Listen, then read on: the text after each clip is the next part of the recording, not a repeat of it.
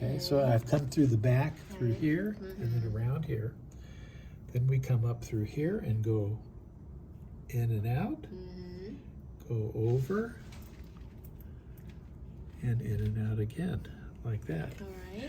The purpose of that is it keeps the thread from twisting when you're sewing, because this machine can go pretty fast. Right. So it goes through there. I came through the back and then through there. Now we go through the tension discs, again, making sure the presser foot is up. Then it's loose. See, with my knees on the take-up lever, so it's going through there. I'm going to go through that next. Yeah, I come up and go back through there, like that. From there, I can actually put this thread in there too if I want to. Oh. Like that.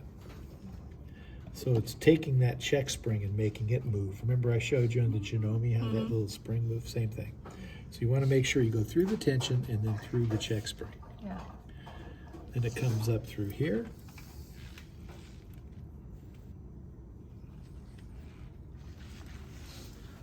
Right to left. Down through here. Through there. Through the hole right above the needle.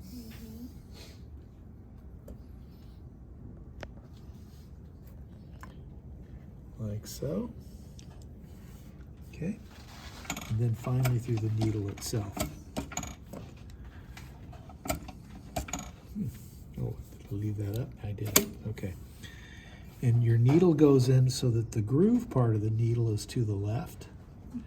It's like it's turned just a little bit. I think it'll be okay though. Because this is round at the top, right? So you want to make sure it's pretty straight forward.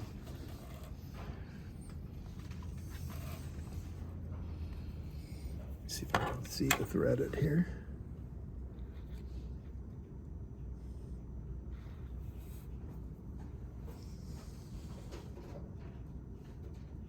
Here we go. Missed.